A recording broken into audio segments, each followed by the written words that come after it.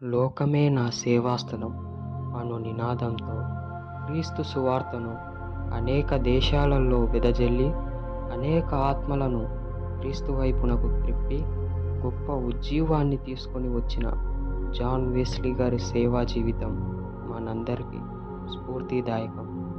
John Wesley ఇంగ్లాండ్లో జన్మించిన ఒక గొప్ప దైవ సేవకుడు. ఇతని పుట్టినరోజు 17 జూన్ 1703. ఇతని తండ్రి పేరు శామ్యూల్ వెస్లీ, తల్లిగారు సూసన్నా వెస్లీ. ఈ దంపతులకు 19 మంది సంతానం. ఆ 19 మందిలో 10 మంది మాత్రమే బ్రతికారు. వారిలో జాన్ వెస్లీ ఒకడు.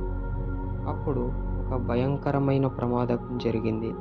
ఈ ప్రమాదంలో వెస్లీ కూడా మరణించవలసిందే. కానీ దేవుడు అతని ఎడల గొప్ప ఉద్దేశాలను కలిగి ఉన్నాడు కనుక ఆయన తన కృపను బట్టి అతన్ని కాపాడాడు. ఈ అగ్ని ప్రమాదం సంభవించినప్పుడు జాన్ వెస్లీ గారి వయసు 6 సంవత్సరాలు మాత్రమే. వెస్లీ యొక్క తండ్రి ఒక బోధకుడై ఉండెను. తల్లి సూసన్నా వెస్లీ తన బిడ్డలందరినీ వారి చిన్న ప్రాయము నుండే దేవుని భయభక్తుల్లో పెంచింది. వెస్లీ తన 15వ ఏటనే విశ్వవిద్యాలయంలో చేరాడు. తన 23వ సంవత్సరమున ఎంఏ ముగించాడు. అదే సమయంలో అతడు లాటిన్, గ్రీక్, హెబ్రూ, ఫ్రెంచ్ మొదలగు భాషలను కూడా నేర్చుకున్నాడు. తల్లిదండ్రులు ఇతన్ని దేవుని సేవకు సమర్పించారు. వ్యక్తిగతంగా తాను ఎటువంటి అపవిత్రమైన కార్యము చేయటం లేదు కనుక వెస్లీ గారు తాను పరిశుద్ధుడు అనే అభిప్రాయము అతనికి ఉండెను. తన తండ్రి పాస్టర్ గారు అయినందున తాను కూడా సేవలో కొనసాగాలని జాన్ వెస్లీ తన్ను తాను దేవునికి సమర్పించుకున్నాడు. రోజుకు 2 సార్లు బైబిల్ చదవటం, ఆదివారం చర్చికి వెళ్ళడమే భక్తి అనుకున్నాడు. శరీర సంబంధమైన ఎలాంటి పాపక్రియలు చేయనందున తాను పరిశుద్ధుడు అనే భావించాడు. కానీ అతనిలో గర్వము, అవిశ్వాసము గూడు కట్టుకొని పోయాయి. అతనిలో ఉన్న ఈ లక్షణాలు తాను రక్షింపబడుటకు అడ్డుగా ఉన్నాయని వెస్లీ గ్రహింపలేకపోయాడు. ఒక దైవ సేవకుడు రాసిన పుస్తకాన్ని వెస్లీ చదవడం జరిగింది. అప్పటి నుండి అతను తన అభిప్రాయాన్ని మార్చుకున్నాడు. కానీ ఇంకా లోతైన రక్షణ అనుభవం పొందనివాడుగానే ఉండెను. ఒకసారి జాన్ వెస్లీ గారు ఓడ ప్రయాణం ద్వారా అమెరికాకు వెళ్ళుచుండెను. ఆ ఓడలో పీటర్ అనే వ్యక్తి వెస్లీకు పరిచయం అయ్యాడు. నీవు రక్షింపబడ్డావా అని పీటర్ గారు వెస్లీని అడిగారు. ఈ ప్రశ్నకు వెస్లీ ఆశ్చర్యపోయాడు. నేను నా చిన్నతనం నుండి పరిశుద్ధంగా ఉన్నాను, దేవుని సేవకు కూడా సమర్పించుకున్నాను అని అన్నాడు.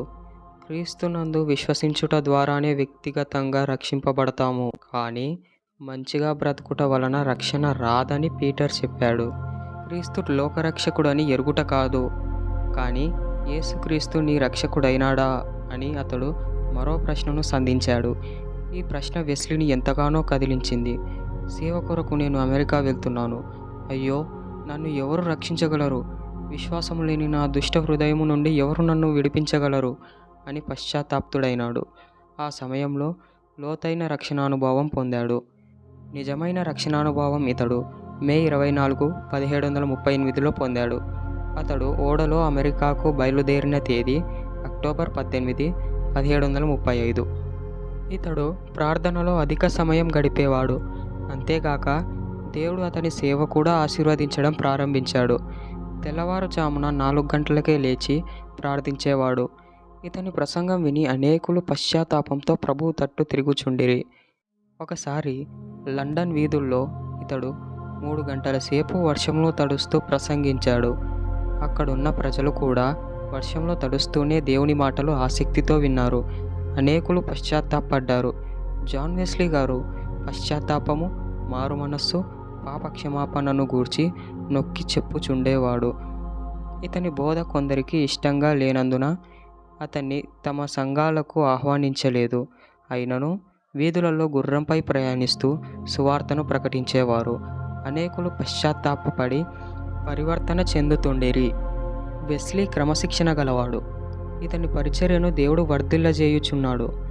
ఇతడు బోధిస్తే ఇతని సోదరుడైన చార్లెస్ వెస్లీ గారు మధురమైన పాటలు పాడేవారు. సేవలో వీరిద్దరూ కలయిక వలన ఎన్నో ఆత్మలు రక్షింపబడుతూ ఉండెను. వెస్లీ గారు లోకమే నా సేవాస్థలము అని అనుచుండేవారు. అనేక స్థలాలకు ప్రయాణం చేస్తూ రాత్రింపగలు బోధిస్తూ ఉండేవారు. ఇతని ప్రసంగం వాక్యాలు బాణముల వలె మనుషుల హృదయాలలో దూరుచు ప్రజలు రక్షింపబడుటకు కారణమయ్యేవి. ఇతను చాలా కఠినముగా కనబడువాడు, కానీ ఇతనిలోని సహనము, దీనత్వము క్రీస్తు కొరకు అనేకులను సంపాదించుటకు సహాయపడెను. ఐర్లాండ్, అమెరికా, కెనడా మొదలగు దేశాలలో కూడా సేవను ప్రారంభించాడు. ఇతను మెథడిస్ట్ సంఘ స్థాపకుడు.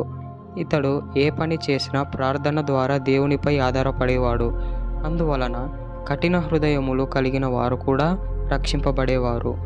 జాన్ వెస్లీ గారు తాను 40 సంవత్సరాల వయస్సులో ఉన్నప్పుడు సువార్త సేవ కొరకు రోజుకు 20 మైళ్ళు ప్రయాణించేవారు. ఇతడు సంవత్సరానికి 5,000 సార్లు ప్రసంగించాడు. సువార్త సేవకై ఇతడు $30,000 తన సొంత ధన నిధి నుండి వాడెను. ప్రభువా, నీ కొరకు కాలిపోని, కానీ తుప్పు పట్టనీయవద్దు, నిష్ప్రయోజనమైన జీవితం జీవింపనీయవద్దు అని తరచుగా ప్రార్థించేవాడు. వృద్ధాప్యంలో కూడా 15 గంటల కంటే ఎక్కువ రాయలేకపోతేనే, 2 సార్ల కంటే ఎక్కువ ప్రసంగములు చేయలేకపోతేనే, ఉదయం 5:30 వరకు పడుకోవాలని ఆశ కలుగుతుంది అని చింతిస్తూ సిగ్గుపడేవాడు. జాన్ వెస్లీ గారు రష్యాలో సేవ చేస్తుండగా తీవ్రమైన జ్వరంతో మంచం పట్టాడు. ఈ జ్వరంతోనే మార్చి 2, 1791 నాడు ప్రభువునందు నిద్రించాడు. అప్పటికి ఇతని వయస్సు 88 సంవత్సరాలు. దేవుడు మనకు తోడుగా ఉన్నాడు అన్నదే ఇతని చివరి మాటలు.